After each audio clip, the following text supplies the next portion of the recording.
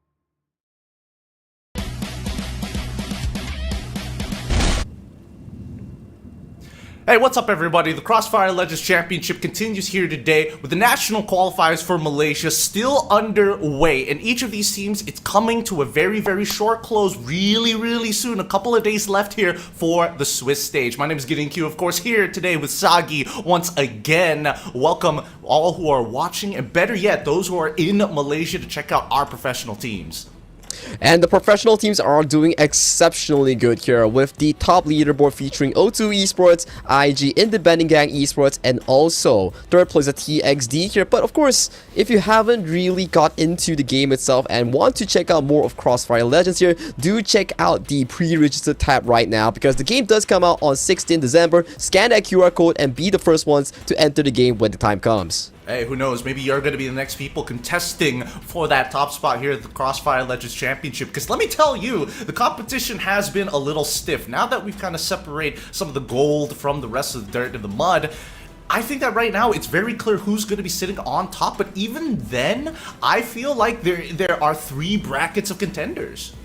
The three brackets of contenders that we've seen so far are definitely featuring O2, IG, and TXD, and this will be the tournament format that we have so far for the Malaysian National Qualifiers here. Teams play through the Open Qualifiers. The top 4 of each region qualify to their own respective National Qualifiers here. That is where we have 6 teams comprising of 4 Open Series teams and 2 invited pro teams here, and then the top 4 of the current group stage will advance to the National Qualifier Finals here. Next up will be top 2 of the National Qualifier Finals, which is the current one. Then they will advance to the main event, which is the CrossFire Legends C Championship. Yep. And as we go by next year, there's still going to be plenty of action to kind of round this entire tournament out before we start getting back into that regular season. I mean, the group stage alone is a month long. I mean, just in case you guys don't see the scale of how big this tournament actually is, here's our schedule and our calendar. Keep in mind that as these teams currently play right now for the national qualifiers, it's really important to understand that they're playing for 2,500 USD just for being the champions of a game that hasn't even come out yet. It's like the prerequisite towards the big tournaments, right? This is like the first incentive, then you qualify yourselves to the C Championship. That's when the big bucks start coming in here. But of course, covering back the prize pool coming in for their own respective national qualifiers here, aside from being champion, runner-up, 3rd, 4th, and 5th, and 6th, if you're the MVP or the best performing team in the tournament, you get an additional $100 into your pockets. Yep. There's still plenty of bonuses to be given around because once again, this is going to be just a little bit of a taste of what is to come for those who are playing CrossFire Legends. Let's talk about our participating teams. Now, if everybody from around the world happened to be coming into the Malaysian broadcast, welcome, thank you. But if you want to watch your individual regions, the Philippines, Indonesia, as well as Thailand are all happening as this is going by in their own individual regions. For us here in Malaysia, we have Quattro Knights, we have MAL, we have Independent Gang Squad, Esports, Invoker Squad, O2 Esports, and TXD. Sorry, it's Independent Gang Esports, IG Esports. Yep, IG Esports here coming in from Malaysia. O2 and TXD, these 3 teams are comprising the top 3 teams coming in towards the group stage here. And if you do not realize it yet, teams with big names and brands are starting to come into the esports side of CFL. You have Onyx, Evos coming in from Indonesia. You have Full Sense, E-Arena, Vampire Esports coming in from Thailand here. And from Malaysia, we're still a growing region. We do see teams like O2 Esports with different players, ex-pro players coming in from different games participating in the CFLC for Malaysia.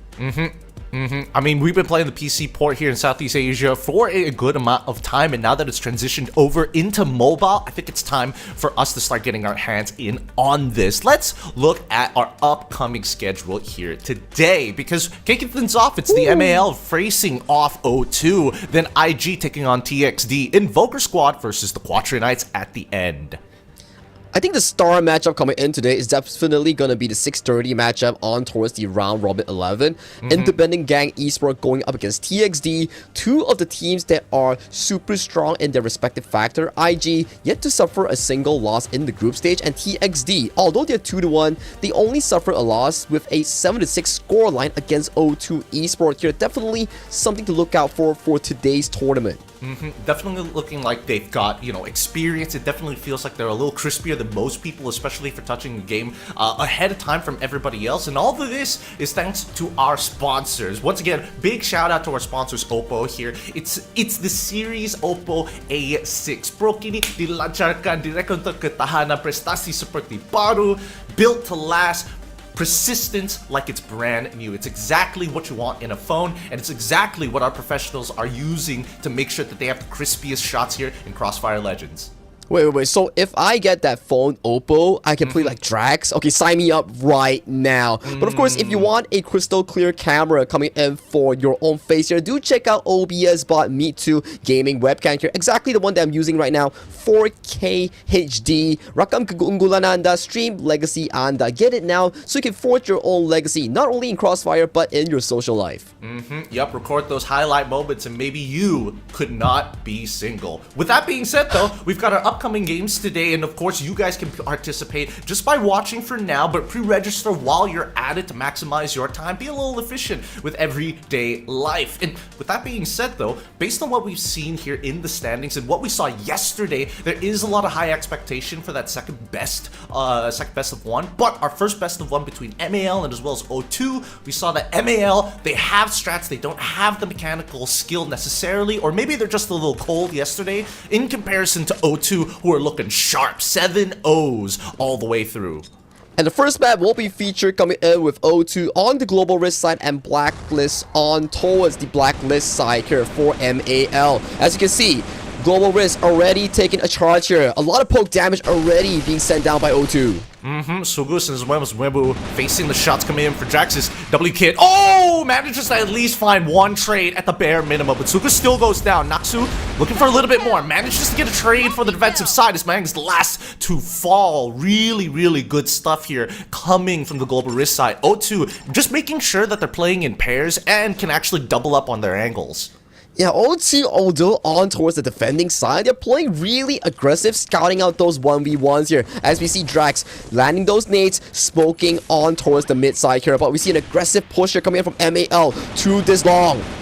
Yep, they want to make sure here by B Long. It's a very far up push coming in from W Kid. He even came in with a hard flash as well to try and turn this into his advantage, and he still finds it with 2 HP. Now he has the C4 covered on his side, giving the defensive side an opportunity as Drax goes down, turning this into a 3v1 scenario, into a 1v1 scenario, and it's so winnable for Mang. W Kid literally at 5 HP.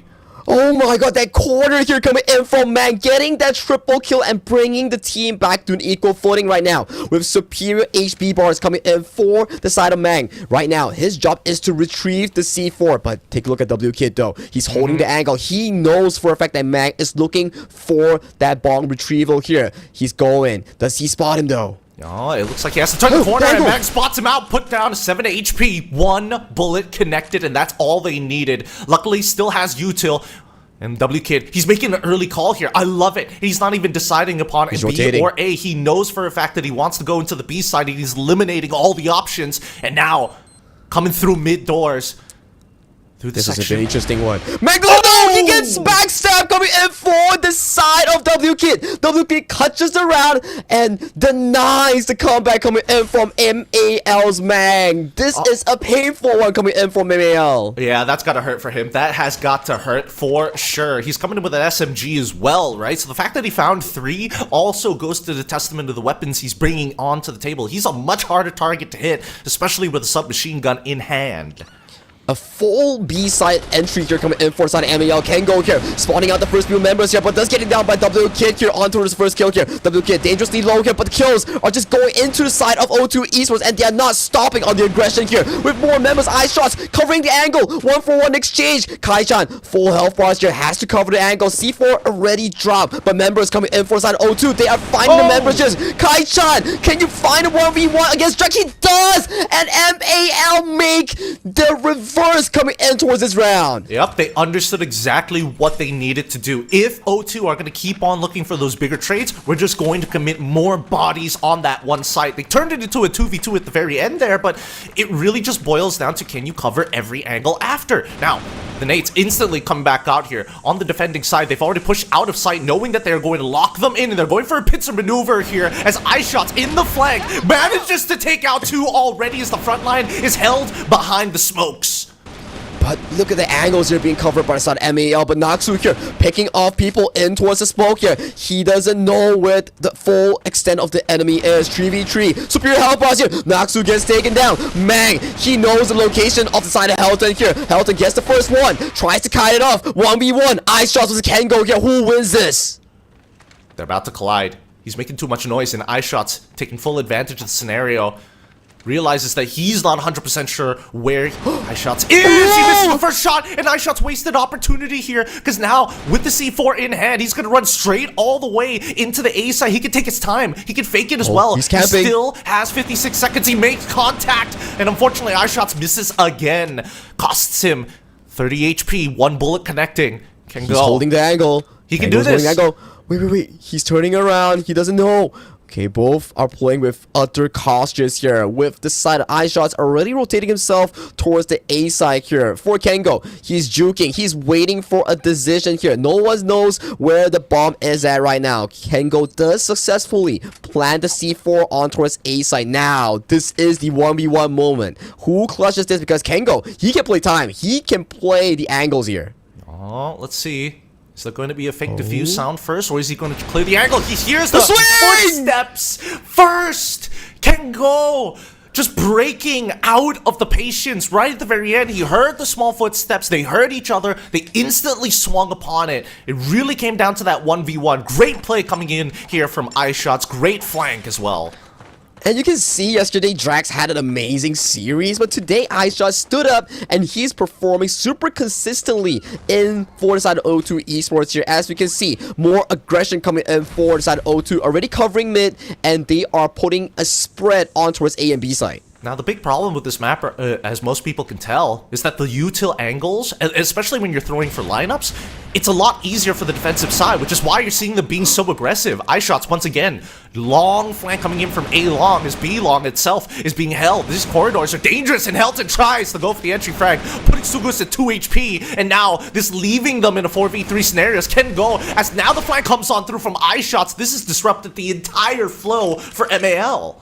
Yeah, Mang here coming in with the flank here, does go into the 1v1 versus Drax here. But with only 5 HP, how does this win this 1v1? Because it's not looking good for him. And he does get taken down. Once again, O2 coming in strong in almost the first half here with a 4-1 lead. But you can really see O2, they're not playing defensive on the defense side. They're going super aggressive and cornering MAL from actually going on the terrorist side. Yeah, I mean, that's the important part. They got to make sure that the blacklist side does not go too far. And now, C4 in hand, same plan once again to try to push their way into B.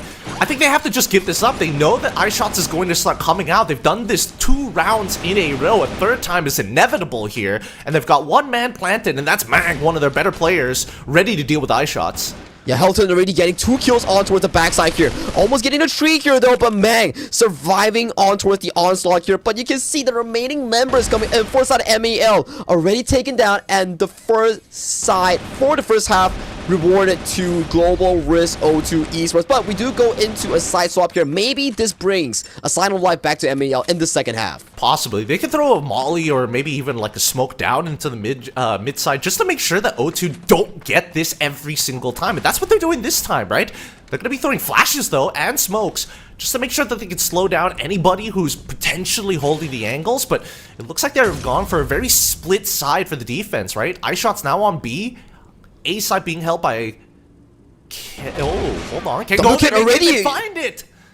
He's already on the flag right now, entering and lurking through B side here, capturing 2 already on towards his gun here. But with A and B side simultaneously being broken apart here, this is not looking good for MAL as the sole survivor Kai-chan gets taken down. A triple kill goes over to the hands of Helton. When you're trying to take out fingers, aim for the joints, right? That's exactly what MAL is trying to do. They're trying to segment the map in half, or at the very least cut them into thirds, right? And O2 just wasn't prepared for how quick MAL was going to run up mid, so they're going to do it again, and Natsu this time ends up going down. WK coming in from the window here. You can see a swift entry coming in for side of O2 here. WK gets taken down here, making it 4v3 in favor for the side of O2 here. Helton goes into the 1v1 with Mang. Does get picked off here, but with the cavalry coming in for the side of O2. Remaining members taking the angle here. iShots goes into the 1v1 with the sole member and Bugle here, and that will be series point and handed over to the side of O2 Esports in the first match of today. And that's how you close out round here. O2, they were a little shocked at what MAL was trying to do, but immediately they figured out how to deal with the problem, right? Again, it comes down to information gathering, and unfortunately, we didn't see much of a default coming in from MAL to find that information, expecting O2 to be just as aggressive for the consecutive rounds. But that's why we see that, at least for O2, their adaptability on the fly, if it doesn't work, all right, immediately change. And you remember the fact that you were talking about these lineups that are really important in towards these early days? O2 Esports, they're really doing these. Immediately at around start, they're throwing smokes, they're throwing entry frags, and then they start moving in as a team, colliding and making sure that the side of their opponents are suffering from the lack of space to play. Exactly, and that's why mid is such an important part to contest in the map, right? Which is why we saw that O2 again, early frags, early flashes, and even early smokes down by the mid side to deny that information to eventually set up for a flank, depending on whether it's attacking A or B. That's why they have feelers, right? They have people pushing up far into B long. They have iShots coming in from the A side as well from A long, just to make sure that they can guarantee the information of, hey, there's no lurkers right now. Potentially one person is holding mid, the rest of them, based on audio alone, there's probably 3 in B. We can make a confident decision here. And I gotta give props towards the IGL coming in for the side of O2 Esports. On the defensive side, the way that they move around the map is very fast and clean.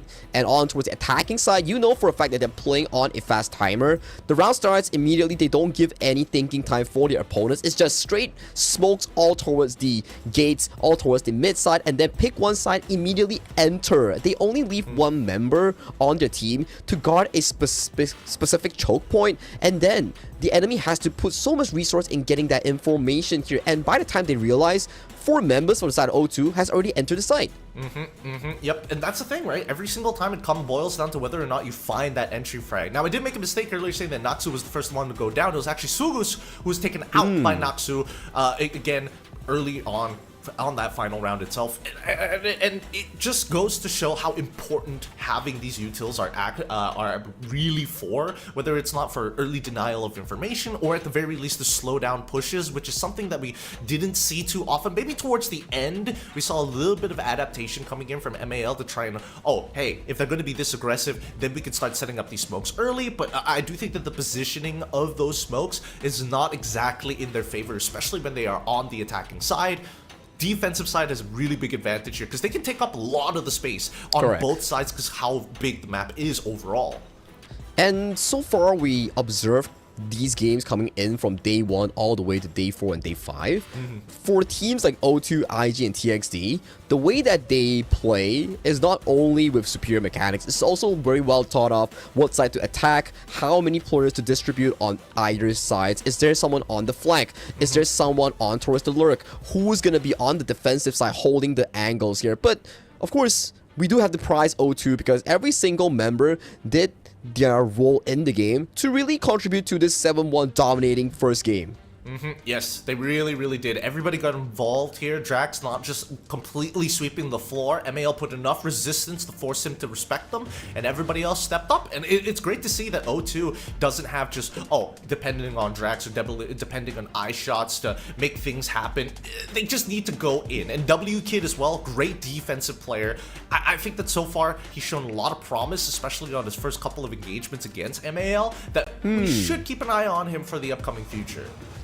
I agree with you because during the highlights we saw for a fact that W-Kid hold on so many of these angles in the first half, but to give a consistency towards a standout player, it has to be eye shots here. From start to finish, he was covering so much firepower with 169 ADR and 4 headshots in the total of his 13 kills. He was laying a lot of firepower, almost 13 and 6, involved in 19 kills. Oh yeah, he was, again, once he figured out that they are responding to him specifically, that's when he's telling Drax, hey, yo, your KDA is not doing that well. You want a chance? You want an opportunity to do something? Come with me. Push through mid.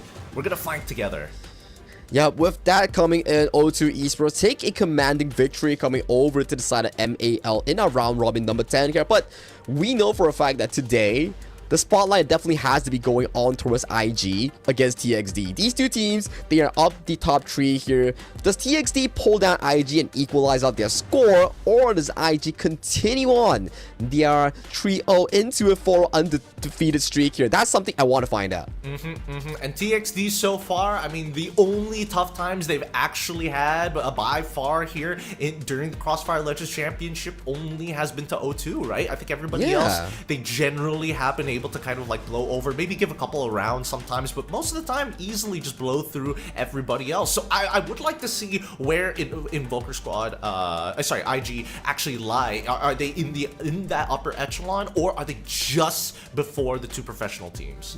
Yeah, because they haven't really went through TXD and O2, right? They went through the, I would say, the lower tier teams coming in towards the tournament, which is the Open Series team in that bottom 4. So right now, the true test comes. Can they break through TXD and O2? And if they can, they're going to be a very strong force to be reckoned with coming into the group stage, into that playoffs. Yeah, and I think they're going to be playing on the upcoming map Power Supply, so we'll see whether or not that's going to make a difference here, because based on what we've seen for the other couple of days, IG, especially when Yonzi gets that initial entry, they really start to spill in extremely fast. So I would like to see how TXD decides to like handle him. Is it going to be a situation where it's like Paburu alongside with Yonzi both we got to take out one of these two players and then we instantly win a round, or do other members start to step up and create those opportunities?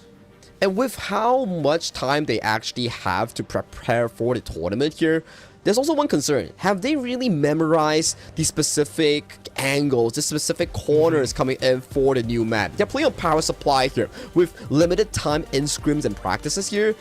The experience really sometimes outshine their micro mechanics here, because when they enter a specific area, they don't know which angle the enemies are actually holding off onto them. So interested to see how they play on the rotating side, attack side, defense side, the blacklist, and also the side of the blue side here. So I want to see what comes for these two teams. Yeah, I think it boils down to mechanics and tactical, tactical FPS style, game knowledge, and game sense, right? Like, what's the order of angles you need to start looking at when you start to breach and start fragging out in your side, or when you're looking for an entry, right? Those are important things to keep in mind about, because then if you are able to get create enough space to get certain parts of the map, then you can start having access to lineups that block off spawn, or better yet, even can slow down rotations from the opposite side. Either way, I would like to see us beat that first threshold of, this is not a battle of mechanics, this is a battle of can we outsmart our opponent. Correct. So far in the first series, you have seen already O2 Esports with their proper game plan, how they assign numbers towards specific sites, and how they enter sites with their aggressive and defensive smokes. Those are already signs of improvement coming in towards the side of O2 here. So for this upcoming matchup, IG going up against the side of TXD, I'm hoping to see a much more closer fight with more strategic choices here for these two squads. Yeah, and I mean, the weapon choices have been a little interesting. Every once in a while, somebody is whipping out a shotgun as a secondary. Other times, like, even in the previous game, like an SMG, coming into some pretty important angles in those, like, tight underpass-style corridors by satellite. Like, Belong, for an example, right? With the multiple boxes, tight corridors, you need a high penetration, while a decent rate of fire to kind of keep multiple enemies at bay. Those are, like, the useful sides of SMGs in those types of maps. But we're not going to see it as often. Most people are still going to lean back into the M4A1 or right back into the AK. Both are super reliable for the most part of it. So far, based on what we've seen, right, the AK Mulan version, I personally find very, very nice. Extra capacity, a little bit more stability on your sprays, very high penetration as well. Very, real fun gun to use despite it only being a skin. Oh yeah, and yesterday I think we had more focus on towards the sniper rifles like the Barrett, like the AWM. Yes. And people were just like, round start, we fight mid. Whoever gets that first snipe here removes the number advantage for their team, and then they go in aggressively for that entry point here. So interested to see whether IG or TXD. Yesterday, we've seen a lot of these sniper users on their team in the hands of Yonzi, in the hands of Pamburu here. So do they bring it out in the upcoming series? That's going to be something to look out for coming in towards that second match of today. Considering what their roles are, I feel like it's more likely that Pamburu is going to have access to it. But to be fair, it is power supply, right? There are a couple of places on this map that you can use the AWM relative effectiveness, right? And it really just depends on the movement of the enemy teams, because a lot of teams, as of right now, don't look to deny information early on, whether it's because they don't respect the opponents and they know they can out-mechanic them. But I think more so just to make sure that they don't get that first shot off, they always do that dry peek and then go for the smoke just to double confirm the homework. It's more of a risky play style, right? It's like you're not really that disciplined, but you're going for a high risk, high reward play. If you can pick off it, great. If you don't pick it up and you get picked up instead, not the best story here for teams that actually choose to rely on the more risky situation, right? So I want to see more smoke plays, more rotational bases, and angle holding, the crossfire, like the game of the name here, coming in for these two squads. Hey, I don't mind seeing those types of flanks like what iShots was doing, especially if they're going to go with an aggressive opener. Keep in mind, our upcoming game, it's going to be IG versus TXD. IG is going to be on the global risk side, facing up against TXD on the blacklist side here on power supply. Now, TXD, let's see how their attacking is going to be, right? Because I was hoping that maybe IG were going to be the first ones on the attacking side. But hey, they do take a rotation if they can make it through that first 6 round with utter ease here. But you can see an aggressive attack here coming in from TXD, moving a lot of members into that A side here with Number 3, Appy here holding on towards that B side. Yep, and the smokes are already coming out, right? A bit of a late rotation and a bit of a late setup here for the B side, but the flank is already coming super late on, and I think they figured out that that's only going to be one flank player on their side. They've already found one in minor. Kabal loses his head, unfortunately. Great shots coming in from Noob. Dian now trying to come in through it to have inside to break into the side of A. Knows that there's at least 2. Sees 3. Has to play on the backside. Unfortunately, gets flushed out by 2. With full control over the site, they now take the advantage to plant the C4. Yeah, Zico and Yonzi here has to play the retake with utter chaos here. Yonzi takes the first peek here, gets the first kill on towards the side of Appy here, waiting for Zico to come in towards his assist. Take a look at Zico here. He's flanking, silencing his footsteps here. Yonzi might be able to catch the timing here on towards Haynuk here. He does get on towards Auto here. Immediately going for an aggressive end. 1v1 with Haynuk here. He gets another one but gets taken down. And that was an insane play coming in from Yonzi here. A triple in towards his pockets, and that allows TXD to remove their aggression in this first round. Oh boy, and immediately match pause is called. There's like no way. Ooh, There's wow. no way that Yonzi gets to take out 3 of us just like that. Something had to have happened. First time out being called by TXD Esports, and I think it's a good call here, especially if that's what costed them 3 heads to Yonzi. And it was looking really good for TXD, right? They Oh, yeah. removed 3 members coming in for side IG, and then they enter A side, and they were holding multiple angles on towards the planted C4. But Yonzi got the first peek on towards the side of Otok, and then immediately swung, got Haynoob, and landed the final shot on towards Kachang 7. So, a very consistent performance coming in from yesterday in towards today coming in from IG's Yonzi. Really good stuff, and I want to see if he can keep up that performance throughout the rest of the match, right? Because again, I feel like personally, if IG has just been watching the show in general, rewatching the VODs to get information, they'll know that Yonzi is one of those guys who likes to find those first bloods, who likes to open up that site. He's got the mechanical prowess to do so, and I feel like right now we're not going to see too much of it because they're trying to avoid him and taking a risky 50-50 with the information that they got off of B with their flank, or that they're just going to say, you know what, we're just going to util him so that he can't play the game at all. Yeah, I think util hasn't been the main focus coming in towards this round 1 in this match too. So maybe to limit Yonzi, more of these smokes to forbid that aggressive engage coming in for the side of IG, or more of these nades and flashbangs to limit the fast entry of this specific player here. And interesting enough, on towards the attacking side as well, Minor is still going aggressive with that AWM setup. It is an AWM setup, and it does have its uses here. We see that Paburu is the one who's having issues right now. We're going to get him kind of reconnected back into the game, and once we do, we can kick this game off once again. But it's an impressive start, right? It's an impressive start, and I think that the util really does matter for TXD especially, right? Because they had some really good plays just outside the spawn, the global risk spawn, right? Wait, no, is that the global risk spawn? Yes, that's the global risk spawn side. So what was happening is that TXD has a bit of a one person on site. They smoke off one spawn section around the backhand, and they have somebody waiting around on the opposite corridor ready to peek out on their call. They hear the information, he throws the smoke, and then he throws a flash through the smoke so we can't see it coming, react to it, and then they found the trade. So I feel like TXD have a better usage of individual utility during the moment in comparison to IG, but it's not like IG doesn't respond, right? They see util coming from TXD, they respond back to it. Yeah, I think for the side of TXD, what they did is already actually very well planned out. It's more of the micro mistakes coming in when in the final few moments here. You can see at the A side here, the boxes, the way that TXD was positioning, they were holding multiple angles here, and the moment if Yonzi actually walks into the C4 area due to time pressure, he's going to be immediately picked off with the crossfire coming in from the multiple members. But timing is an essence, and Yanzi did get the first pick into the multi-kills here on the site itself. So these are micro mistakes that can be fixed going into the series. Yeah, or maybe just, you know, don't spam all of your util. If he had one molly there, he could have denied 3 people access into the site, or at the very least brass taxed them. You know, if he had a frag as well, that could have been plenty of damage. At the end of the day, I think that the pit position is really, really dangerous unless they have no idea you're there. Unfortunately, they knew exactly where the 2 members were, right? They were having 2 angles being pushed in at once from that heaven side.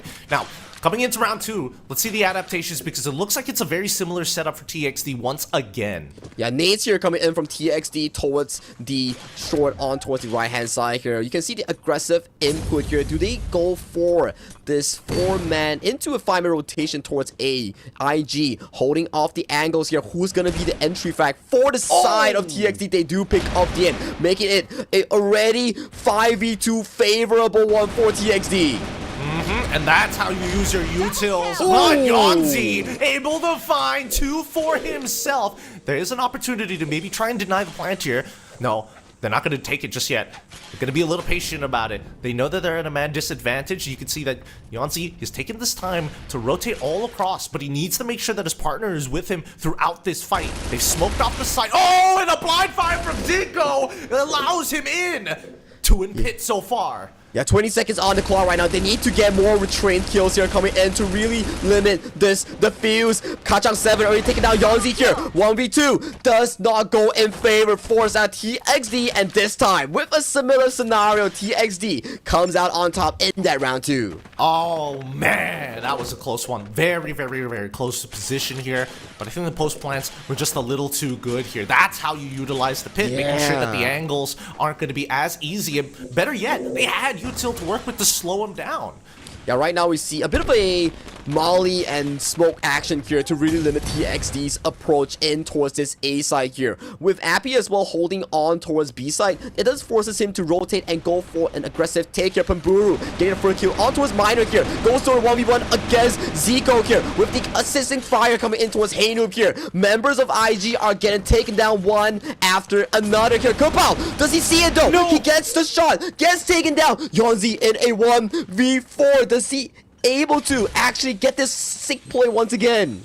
Well, let's see. Yanzi made the right call to push the B smoke, knowing that a majority of the members here, only maybe the lurker could have contested him for that space. Now you see setup coming in for the side of TXD though. They hold off every angle so well here, and Yanzi being tapped off here, only a 20% health left. 10 HP and a dream. Not easy. Not easy at all. Easiest one would be Pamburu, but even then, Pamburu just pre-firing the angle did not let go of the fire button at all. Yanzi runs right into it as we head into round 4. They're really making IG think that, hey, round 1 was a fluke. We messed up on our angles here. We didn't hold it off. We weren't patient enough. And right now, we're showing the full extent of what we can actually do here. Similar start once again. TXD going on for the aggressive A-side rotation. A more passive defense approach coming in from IG on the A side. Rather than contesting the corridors, they're going to hold crossfires on their side, blocking up both entrances, assuming that one gets the smoke. And whoever was on that B side is already rotated over to make sure that Yanzi is going to be backed up. And Minor, he takes him down at the very least. The trades are good, but unfortunately not good enough to find profit in comparison to the global risk. IG doing great. Pamburu able to find one back, turning this into a 3v2. Zinko loses his life as Yanzi with a jump shot. Now 8-2 on his KDA. Must face off Kachang 7 and Untuk by himself. He needs to play this 2v1 with utter care here, but angles being covered for the side of TXD. He's jumping in. He does get first information on towards the side of Otok here. How does he play this here? He gets caught off by Kachang 7. Doesn't get the trade-off here, and once again, in a clutch situation, TXD punishes the 2v1 favorable numerical advantage for their own benefit. Oh man, oh, too close with Kachang 7. He cannot afford to miss those shots like that. Luckily, Otok was able to find it at the very end there, but still, a dangerous situation, especially in 2v1, and especially since Yanzi was the only person who found 3 kills against your team. And TXD really loves that aggressive A push here. You can see 4 members collapsing in towards it, and Kopao goes to the bomb. Pamburu. Nice. Pamburu gets that shot, but he does get traded off. Zico gets the nade on towards Haynoob here. Back to a 4v4. HP superior. A jump shot coming in from Kachang 7 takes away Zico. Well, he wasn't expecting that. Making up for the previous round. 2v3 DN. Trying to hold off as long as possible, but here comes Yonzi and Miner coming into the pit to try and clear every single angle. Kachang 7 finds one. Can he get another? No! He just puts it down to Appy and as well as Miner. Yonzi out of the picture. Kachang 7 has done his work, and now Appy just has to be patient. Appy has a C4. He's rotating towards the B side here to get that C4 plant. So for Miner, he needs to be moving. He needs to understand that this play is going to be a clutch 1v1 situation. Because if IG loses this round, that's going to be such a disadvantage before going into that second half of this best of 7. Right now, Appy is hiding in the back side as Miner, slowly creeping his way. He does not want to make a single noise. 26 seconds left on the clock, and he needs to get to backside somehow, but he must make sure that every single one of these angles are clear, because he has no idea he's backside. He has Molly, he has Flashbang. He can play this if he wants to go for it here. He needs info. He's looking. 12 seconds though. He needs to swing this. There's not enough time to defuse. You need 6 seconds to defuse here. Oh no. He's giving it up. No, this is already a TXD round. Yep. And now he just doesn't want to give it away. Lets it explode at the very end here. Nicely played here by Appy, making 0 noise. And honestly, he waited until the very last second to go for that peek in the first place, so he knows his bomb timers. Hey, 0-3, but you clutch those 1v1s. You make it out big for the side of TXD's Appy here. And once again, we see a bit of a change of strategy here coming in from TXD. Going aggressive on towards the B side, faking A with those utils here. And Zico being the first to fall on has an auto kill. This is a complete free sight coming in from TXD. And the one thing that Zico's death could provide was information. He saw 3 people, heard 3 gunshot sounds, 2 walk out of the smoke. It's a full rotation for the side of IG with 3 of their members coming in through spawn. And at least for Yonzi, back on that flank once again.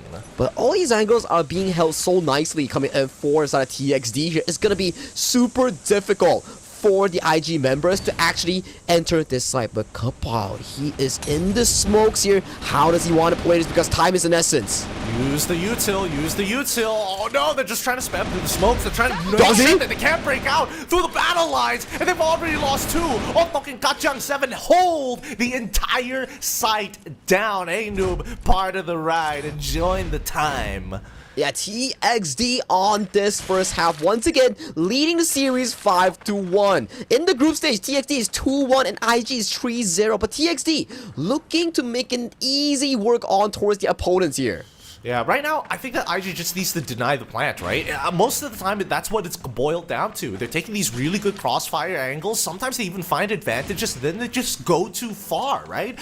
Stick to the objectives and defend the site. And if you're not going to be aggressive, right? As you can see on the B side, Paburu, he finds one. Can he get a second one? Can he get a second one here?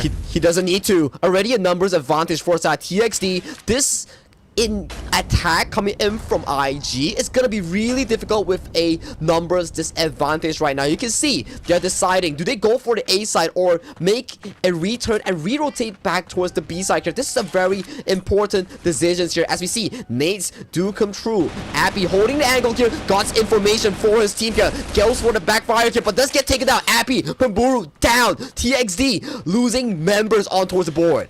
Oh, no! Hey, noob decides to go for a swing at the worst possible time. He should have waited just a little bit longer for the rest of his teammates, especially for Kachang 7 to get into position. They've got an AWM to work with. Just let him work with the picks. Not easy. Misses 2. Oh, he gets a snipe. Gets 1. Alright, has the molly though. Uses the util here, playing with 25 seconds timer here.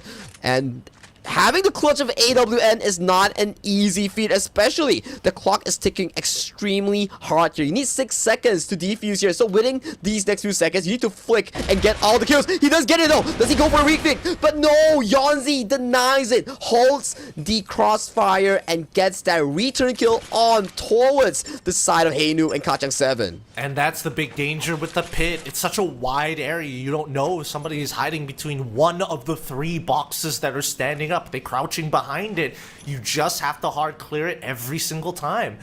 Now, first kill is already through. Zico losing his life once again. And this was supposed to be the attacking flank from IG, which means they have to double up their efforts here. Maybe expecting a flank of their own. With 2 members already down, the defense... The defense have made them crumble. Yeah, a triple kill goes over to the side of Otok here on towards Minor here, and they go for the 1v1. Yonzi gets taken down, and that was a quick round coming in for the side of TXD as they get the series point on hand. One more loss, and TXD will claim this series. The information that you get from the kill feed alone, right? Maybe even if you didn't see the IGNs, right? You only see one person creeping up that corridor down by B long. You just know that it's going to be a full A split attack, right? So unless you see nobody or less commitment, I think that for now, the attacking side, they gotta slow down their pace. Yeah, plant people, expecting people to start lurking out.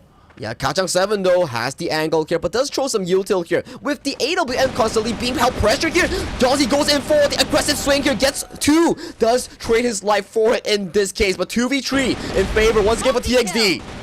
Oh, Oburu, he's on the site, and he's not letting it go. Not making it easy. The C4 is wide out in the open. Oh no. He's just gotta fight, and he's running a shotgun still.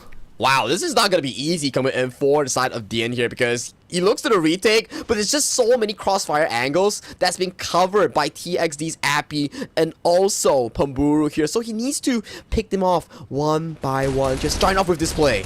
Oh wait, no, it's actually a Thompson, not a shotgun. My bad.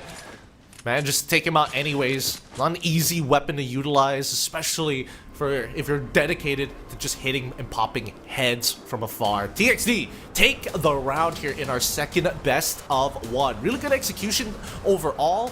I would say that at the very least, from the side, from the opposing side of IG, definitely a couple of moments of brilliance, but unfortunately, just unable to get more effective trades. I think Yonzi was a really good player in terms of individual mechanics here, but as a collaborative effort coming in for the side of TXD, it was much more consistent and well coordinated here. Holding angles, making those aggressive takes on towards sites, that's what makes TXD such a strong team in this group stage. Oh yeah, for sure. And I think, you know, they've got, they're more willing to take fights, right? Because fights equate information, and that's exactly what they want, even if they have to lose a member for it. And I think that's something that, at least for IG, they can look to improve, you know, make a little bit of contact, get the information that you need, and maybe ever once so often make a tempo breaker play, right? Do something that you usually wouldn't do in your regular matches or regular habits, just to kind of shake it up.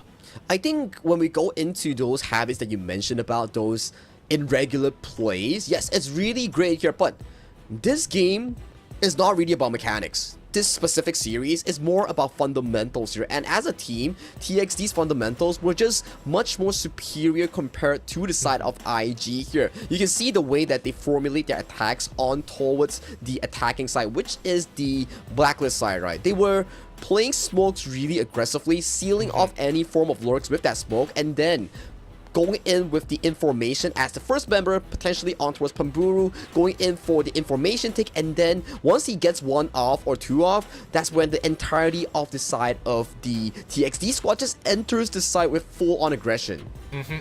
Yep, and I think one thing they can actually learn from TXD was being on that defensive side. You could see that even before they dry peek it, they are just throwing the nade, right? Because the nade is very scary if you get hit by it. It takes a huge chunk of your HP if it's within proximity, and can even one-shot you if it's right on top of you. So you will definitely start hearing noises if the predicted spot where you throw your grenade has people in it. It is a quote-unquote, just a information gathering tool on top of the fact that it does damage. And to talk about defensive side being played by TXD, we saw how Kachang played that sniper rifle to a really top caliber. The way that he was flicking, yes, really cool, but you can see the game plan here. The moment that they went over to the defensive side, that's when Kachang whips out the sniper rifle, and he doesn't have to do a lot of things. He just needs to make sure that he holds mid with that sniper rifle, and anyone that wants to go in for the aggressive mid-door push will get punished by it. And when the enemies knows like, oh man, first 2 rounds in the attacking side already got punished by Kachang here. So if you want to go in, there's already like a mental pressure forcing them to back off away from that mid-doors. Yep, that's why they got to get into positions to maybe, you know, smoke it off, maybe, you know, break line of sight, or don't even make contact with that door in the first place. But unfortunately, a lot of these maps that do have mid really just cut right straight into spawn, almost all the way through, maybe turn a couple of corners and then you're already at spawn, right? So it's a very dangerous habit to get into, but at the very least we are seeing improvement coming in from, like, at least from a fundamental and especially from a macro standpoint. I think some of these teams maybe aren't too refined when it comes down to, like, oh, when you see the flank, you see only one person. Is this the assumed flank or is this a fake, right? There's a lot of second guessing. There isn't a lot of like, oh yeah, for sure they're attacking the opposite side. Yeah, I think it's more like you mentioned, right? Information gathering and deciding on whether the fact that you need to rotate more people on towards like AB side to go back towards a full defense against your opponent's attack. Are they really full committing, or are they just baiting out some of the utils and getting information here? So as we really go in towards like these larger series later on in the playoffs, that's where information gathering and getting intel for your team, that will be starting to be more important coming in for these top teams like O2 and also for the side TXD. Yes, I think it will be important for them, but we'll see when it gets to that time, right? I think it's really, that's why these early rounds are like super important, the first 2 rounds, just to get like a rough idea of, oh, are we on like equal footing, or is this really going to come down to I shoot better than you? Yeah, because in the first game that we saw, in the first round that we saw between TXD and IG, TXD, they had a numerical advantage 3v2 against Yonzi and Zohiko, but the fact that Yonzi pure pressure through that site with multiple crossfires through mechanical prowess, yes, that's really amazing, but that really goes to show that it was a fluke coming in for the side of IG. With TXD having the better fundamentals, if they keep forcing these situations for Yonzi to perform, he'll eventually be punished and caught in that crossfire with the preset angles already being covered for the side of TXD. I mean, Yonzi's trying to do the best that he can, right? Again, he went with his own tempo breakers, sneaking all the way right up until B site before he waited for the next sound cube before he swung out into 2 people. Chance that he could have opened up the entire B site with just that move alone, right? It's that risk and reward that he's willing to take, and I think that he understands that, yeah, if nobody on my team is going to do it, I will have to try and create an opportunity if we are scared to fight. But of course, we do have to give props to the side of Yonzi here. One of the standout players in this tournament itself for the collaborative effort of a team as IG today. They did a really best TXD in that round 2, match 2 for the series here. So we'll be excited to see more of their performance going into that playoffs when they really go for that fateful reunion for that grand finals, because you need to be top 2 to make it into C Championship. Yep, that's a whole entire goal here. And then even from C Championship, there's a bigger mountain to climb with people who've been having access to the game even earlier than some of our professionals, right? So again, it's going to be a really interesting time. We're going to go on a short break, and when we come back, it's going to be more CrossFire Legends Champions in just a bit. Hey, don't forget to pre-register. But before we get into that, let's quickly look into the stats. Finally, get to look at some of these numbers. Ooh, look at the side of TXD here. Kachang, Autok, and Pamburu here, covering a lot of firing ground for their team here. And Appy, we talk about it. KDA isn't the biggest of the worries here, because Appy is consistently getting info, getting intel for his team. Even if he sacrifices, he's already doing so much in terms of the back end, in terms of the macro side. Yep, he is doing quite a lot. And I mean, if we're comparing the stats overall, just per capita, per person, per player, TXD is just able, on average, to get a little bit more than independent Look at gangs. Yonzi. Yeah, Leonzi, he is Crazy. trying to carry this team, right? 17 kills in the bag. I think that his defensive side, this team is a little bit better on the defensive side because then that's when Yonzi can get a little creative with the way that he plays. But on the attacking side, they really rely on him to find that first blood. And again, really great job. Our MVP goes over to Yonzi.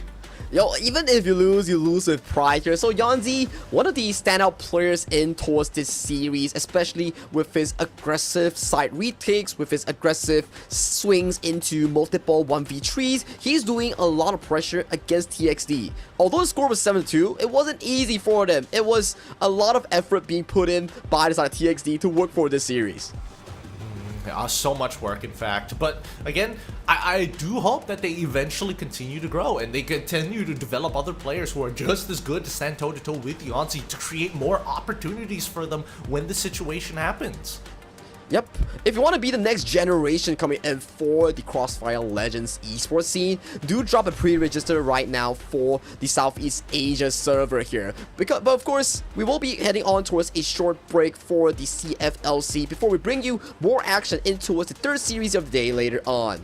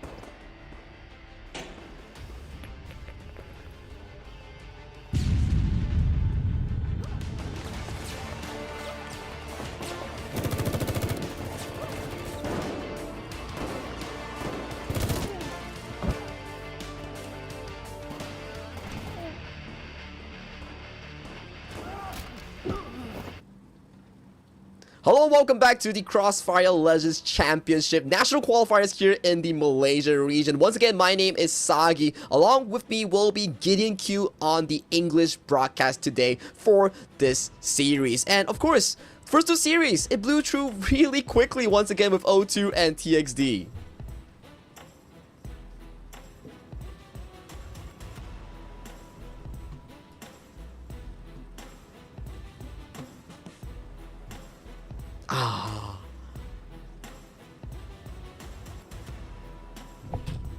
This is going to be a Swiss-style stage, so sorry there for my mic being muted there for a second.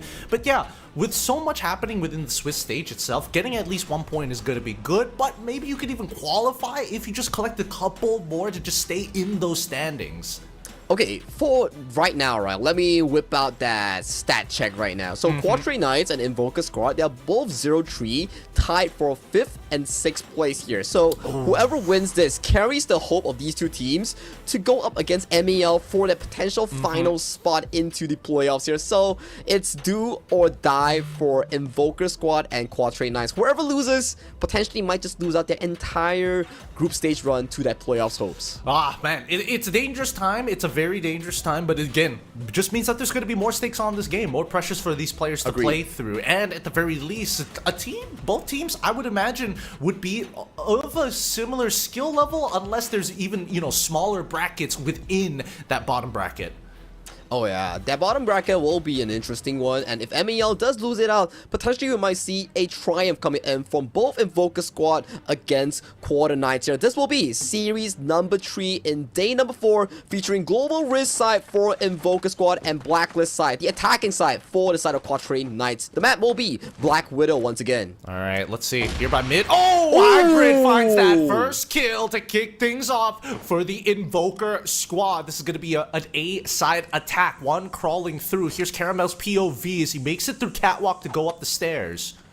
Yeah, short stairs here, taking a bit of a peek here though, but Grimald already holding fire here, 1v1 in towards the side of Zoe 7 here, picking off 2 members, allowing an easy side access here, but also having to cover the window though for the side of Invo. Yes, Invoker Squad learning from their mistakes from before. Just making sure that, hey, we're not going to let anybody bust through that window and gun us down while we're planting. We've got everything covered, and from the low ground, and especially from this lower stairs from spawn, it's going to be difficult to push through that smoke, so they're going to nade it first. They could jump in the boxes and get info, but Zoe 7 jumps down to take on this aggressive 1v1, loses it as well.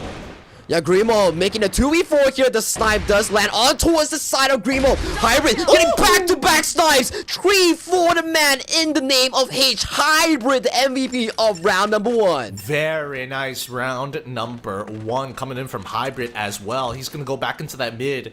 I'm guessing that he's playing hold and tap because Hybrid hits it again. Just too fast, too quick.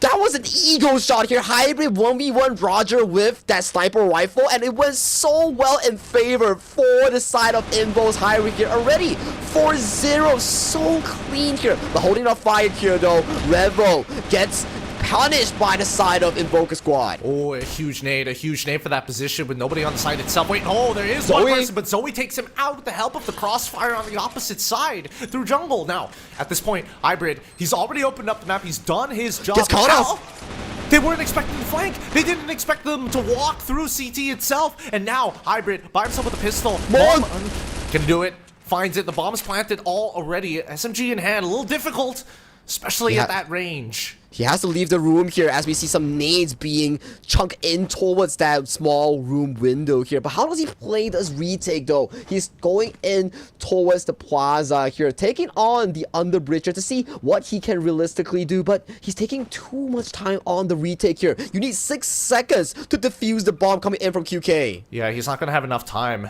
And at this point, Invoker Squad have already got this in the bag here. This is purely just for willpower and ego. As you can see that even on the opposite side, Cal's just making sure that he's right by spawn side, waiting for that C4 to explode. Too big of a rotation being invested for the side of the QK squad here. But fortunately enough, for the side of Invo here, there's still signs of error on the site planning here. They do enter the site with relatively ease, but when it comes to finalizing the plan, not the easiest task for the side of Invoker Squad. Oh, Invoker Squad completely juked them. Quadrate, they noticed pretty quickly, hey, nobody's looking through that mid window, what's going on? And now they're a little slow to drop down their util here. If they just spill in through sight, Invoker Squad, they've got this. And now, oh, we look at Roger. Looking for an opportunity to find at least one pick. He hides behind a wall, and luckily it's thick enough to protect him with multiple elevations. Zoe now successfully going to be able to drop the bomb. Yeah, this will be a bit of a return rotation here coming in for side of Quatrain Knights here. Momon chunking out a nade into the doors here. And how does Greenmont play this 1v1 against Caramel here? They are exchanging nades. Hybrid gets the first blood on towards the side of Invoker Squad here, making it a 5v4 here. Clock is ticking. Quatrain Knights, you need to enter. Well, the window has been a huge trap so far. But now that Invoker Squad is already in, they're trying to exit the site and hold off as many of the defending players as possible. They've got this in the bag, secure it already. And now it's pure ego as they start running out of the site, looking and hunting for the last remaining member to bring it to a 3-0. Wow, to add insult into injury, they not only beat them in time, but they also beat them in the full clear ace on towards the side of Quatrain Knights here. And you can see, Hybrid here, ooh, almost gets a cheeky shot in towards that mid doors here. Yep, they've got a high-low setup right now, making it really difficult to actually contest. Roger has to figure out who he's fighting first, and it looks like he's fighting lower side. Oh, how is that not a headshot? He manages to walk out of it just in time, and now with the mid smokes down, the catwalk can initiate as the attacking players for the entry here are pushing in from A long. Bomb holder still waiting. They're playing the smokes. Zoe goes in with the entry, and now he needs a little bit of backup from Cal's. He goes down by the Lori side. Caramel comes through from jungle side and is able to find an opening pick here, allowing the A side to be dominated by the Invoker Squad. Invoker Squad coming in with a very aggressive A side entry here. With the short approach here, they do in fact secure the full-on aggression. How does Roger play this? With 19 health bar and also a dream, he in fact has to let that dream go. Caramel firing a lot of bullets. But again, they just deal with mid so well. Now they have to make a good call here. They can go with the AWM once again to look through mid just to get information. If you see somebody there, pray that you don't die. If not, the smoke starts coming through. You know that it's going to be an A. These are habits they need to pick up on right now. But Roger, you can see he really went away from that sniper rifle into this AK-47 Titanium Beast here, gets the off angle, but he does punish the side of Greenmont in this aggressive take here. And this bomb site on A doesn't look good at the very least for Quatrain Knights. Oh yeah, they're making sure that at the very least the jungle is going to be uncontested here by short. Now the smokes are starting to come through, and now they're spilling into the A side. Most of them already chunked. Rivolk's gonna be the first to go down. Mamon as well as Roger. This can be a cleanup. Dino and Zoe have taken so much damage. Look up the stairs, sir! Oh! Roger put down to 30% and wins the fight as he starts walking in. It's too late as Zoe 7 finds the trade. Yeah, gets traded off here, and for Momo, he has to come in towards this bomb side. 1v2, can he clutch this? Because there is multiple angles he has to clear. Chucks out the molly here, looks for the retake here. He does go in for the bottom stairs through Plaza. He has to play it fast. 12 seconds on the clock. You need 6 seconds to defuse, and I don't think you have enough time here. Short lob. Drop down the flash, walks on through, sees the Lori. Unfortunately, a double swing coming in from Cal's and Zoe to close out the round here in round number 5. And that's a 5-0. And so far, Quatrain Knights, they get close, but not close enough. It's really down to perspective, right? It's down to 3v3s, but the way that they play the fights are very single out, coming in four-sided Invoker Squad. And for Invo, they're playing on towards the mind game here. Immediately, with 0 members being invested by Quatrain Knights on towards the B side, this will be a pretty easy take side for B for Invo. Aw, dude, you can shoulder peek it and stuff like that. There are ways to get information without putting yourself in too much risk, and they give up the entire B side because they weren't getting any information mid. They did not want to risk that first kill going over to Zoe, or especially Caramel, and in this case, Hybrid, who's currently 7-1. Very aggressive take here coming in forward side of Invo Squad here as they do get the first kill on towards Hybrid here. 3v4 forward side of Quatrain Knights as they look to retake the spot. Zoe playing really aggressively. Goes for the wide swing here. Gets the first kill here. Gets traded up by the side of Revo here. 70 seconds on towards the C4. They need to be quick on their plays here. Goes for the 1v1. Gets mollied off. There's no best way to enter this bomb site for the side of Quatrain Knights? Absolutely none whatsoever. The smokes, the mollies, and the frags upon frags that was saved up by the Invoker squad because they had no resistance whatsoever walking into B. Yeah, that's how you hold down a site, right? Don't stand in obvious lineup areas. Don't stand right next to the bomb. Make sure the entries are difficult for the retake.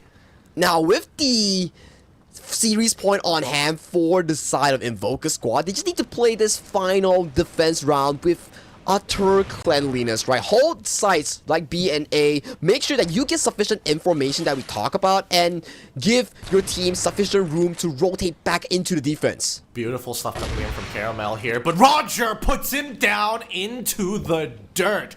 Unfortunately for Caramel, he was jiggle peeking, right? And he thought, okay, there's no way he can hit this shot. Was severely wrong about that. Now the A execution begins as the flashes, and especially with a follow-up nade, goes good. Revox opens up the entirety of A short as well, and now they just need to make sure that they can clear off the last remaining member. They know he's behind the satellite lorry. They're gonna start flushing him out with util.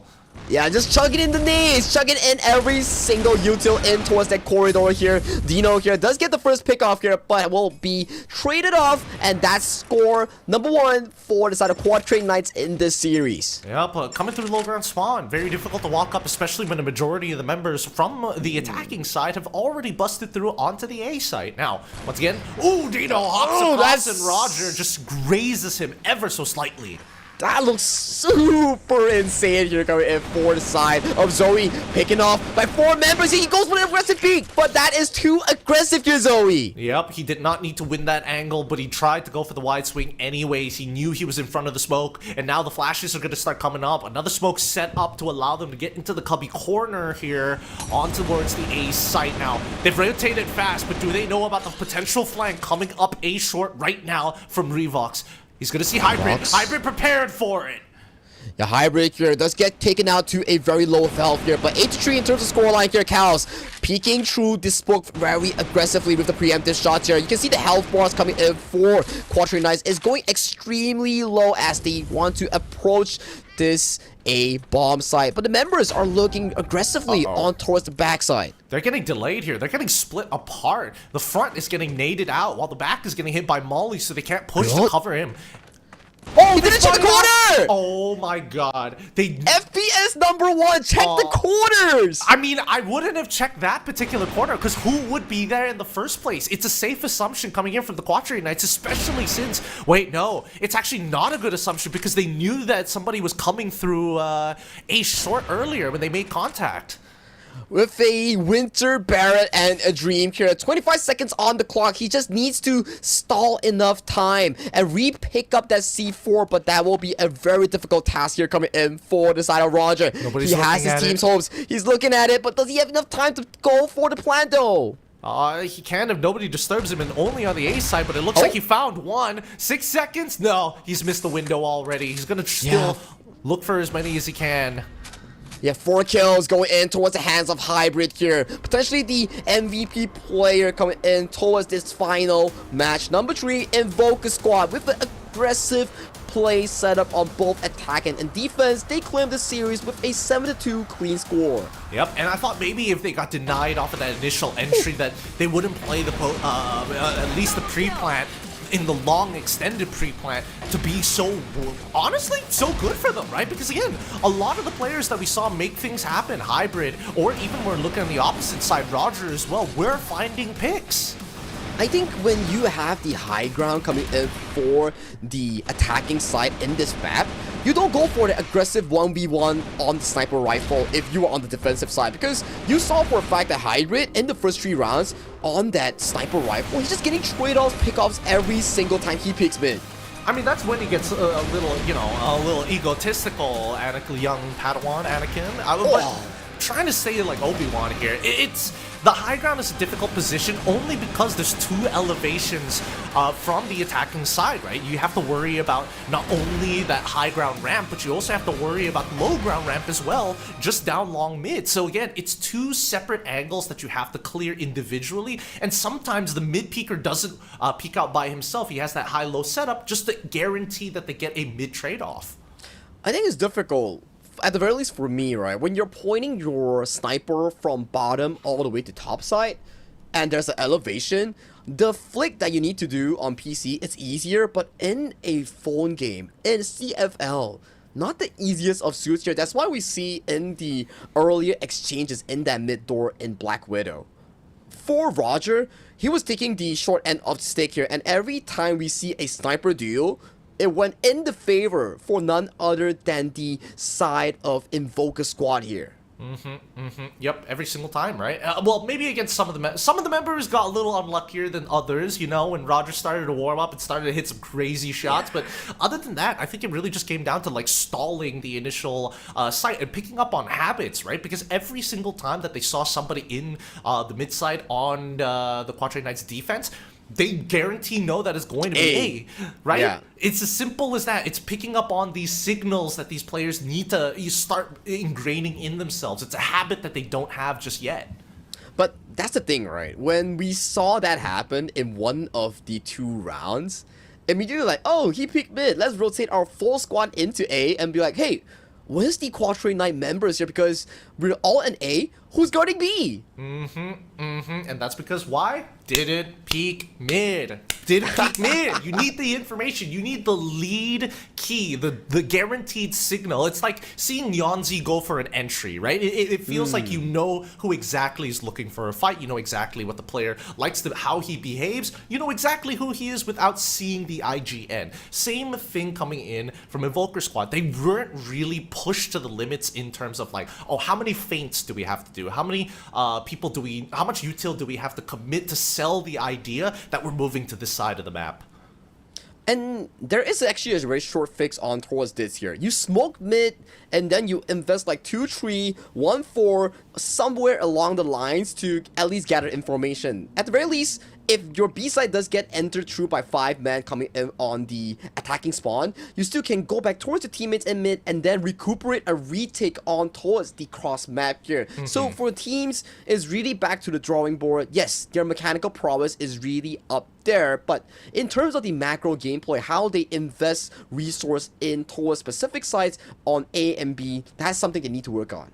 Yeah, especially that A short angle. Again, they don't as much as they want to rely on one person to handle the mid section, the mid angles alone. I think at a certain point you should probably get one of the A defenders to actually walk on over down into catwalk. Maybe go for like a flash play and contest the space just to make sure that the lower ground is clear, and then you can communicate that back to your sniper. Hey, just worry about the top side. Lower ground, I just peeked it, didn't see anybody. Yeah, didn't see anybody, and make sure that all these potential entry points, you get some info, right? When you get info, that's how you can better up your decision making. But at the very least, this goes to show professional teams like TXD and also O2 Esports, the quality in terms of team play here. Not to underplay the Open Series team, but the difference in terms of competitive experience definitely shows in a team game like CrossFire Legends. The one thing I do have to say that's great about both of these teams is that they're learning how to use their utils well, right? Again, the post-plant discipline of like, okay, one person, you fake the sound first, we throw the nades, and then you plant in the safe spot. Like little things like that can really shake up a team. And to your point, that's lesson number 1. And we saw in one of the games as well how Invoker Squad played, I think it was A site, when the side of their enemies tried to re-enter A side. It was very difficult. They were just chugging out utils on the only possible entries, holding off the crossfire angles, making sure that, hey, you want to come in, you better be paying dividends in terms of your teammates' health bars. See, that's the thing. On the defending side, I think most people feel like, oh, attacking side is so easy. We go in, we plant the bomb, we defend bomb. That's it, you know, straightforward gameplay. But I think on the defensive side, there's a lot more creativity that you can actually do. You can double confirm people's fakes. You can see if somebody is actually trying to sell an idea, which is what we saw coming into round, if I remember correctly, round 6. I think around there, yes. This is where we saw the double loop around actually happen down by the mid lane, where they planted one of the defenders by Catwalk's corner, and then they caught the reinitiation onto the A just because of that, right? Planting people in anchored spots can also guarantee you information that most defenders won't have access to. That's why when you attack, you need to gather resources. The information is super duper important to make sure that the lurkers on your team make sure that, hey, I don't see 4 members, I only see 2, so make sure that when you lurk, you check your corners here. But you know, experience really matters, same as communication here, because every single round is only in 2 minutes, and decision-making composure plays a big part towards it. But let's do check out the match results here with Hybrid 11-3-1 on that kill, death, and assist. He was making some of the big plays in from early rounds towards the final few moments. Oh yeah, and he was even swapping out with Lil Bro Caramel sometimes on that sniper, and that's where Roger was able to at least find one. But on the opposite side, on the side of the Quatrain Knights, yeah, I mean, even Zoe has a pretty good KDA, but if we compare it, because Zoe's KDA compared to someone like Gary Maut, I think that Gary Maut was holding off pretty well, because he was like one of the main defenders by the A site. He was taking a lot of hits. He was just sitting like, hey boys, where's the rotation here? I'm holding up 5 members coming in from Invoker Squad. I can't do it no more because Hybrid, the MVP coming in towards this match number 3, he's just too darn solid on that AWM rifle. Yep, he really makes sure that the entirety of the lurks are completely shut down. The fact that Hybrid is able to control A short that well, especially during the post plants, is such a power position. Especially once you get the Lori satellite plant. Yeah, Lori Satellite Plan guarantees you a lot of these crossfire angles. That's why we talk about it, right? So how do you deal with these side takes on the backside with these crossfire angles? Simple. You save your nades and you chug it in and force the position coming in from the defenders. There's definitely a lot of things like, oh, you need to guarantee a certain number of util before you can make that choice. Because at the end of the day, these grenades are limited. Everybody's limited to 1 nade of each type. You can't have multiple frag grenades or multiple smoke grenades, for an example, right? So if they can get a certain amount of util from their opponents, they can actually just give up the site. And that's what I want to see for the upcoming days. Yeah, fully agree. When you plan your utils well, know when to use it on attack side, know when to use it on the defensive side, it gives you more choices when opportunities and situations come down to those minute breakers here. And right now, with the overall leaderboard, we do see O2 leading the charge with a 4-0 clean score, leading the group stage. And TXD and IG currently tied in 3-1. And the lower part is where the action starts coming here. MAL and Invo will be contesting for that final spot to that playoffs. They will be contesting it. Ah, man. Want to see how that's going to... If we had to play it all again, would it be different? Would TXD versus O2 be different? Would IG versus O2 be different, man? So far, in terms of quality of play, O2 and TXD are really close with one another, so that's gonna be an interesting one. But of course, tomorrow will be the final group stage day coming in for the Malaysian qualifiers here. We start today with TXD going up against Quatrain Knights. Quatrain Knights looking to get that first victory on towards the group stage, and then MAL versus Invo. What better way of deciding who goes to playoff than a straight up showdown between the two teams? And finally, round robin 15 featuring IG versus O2 Esports. O2 Esports yet to suffer any single form of defeat in this entirety of the group stage. I'm really curious to see how IG is going to handle O2. It's going to be a very short period of time for them to start adapting and even doing some research on how O2 plays, because generally speaking, the only team that has really forced out strats from them is TXD, but they are following a lot of strong fundamentals which IG can start, picking up on. Good habits like trading. The habits that we talk about, right, like IG at the very least, you see members like Yonzi, he has very good mechanical prowess. So for O2 Esports, right now for them, not the greatest of the suit here, because we do see that O2, yes, you have very strategic plays in post-plan and pre-plan, but there's some shy moments where they still mess up in terms of those individual plays. Now, speaking of which, if we are talking about the standings, TXD and as well as IG are currently at the same score. So O2 versus IG will technically, sort of, it also kind of depends on how TXD faces off against QK. If QK wins, then it's a different story. But assuming that TXD beats QK, then IG versus O2 will predetermine who is going to be the first seed. At the very least, TXD versus QK, like you mentioned, right? It'll be like 4-1, IG, if they beat O2, it'll be 4-1, so it's like gonna be like, what?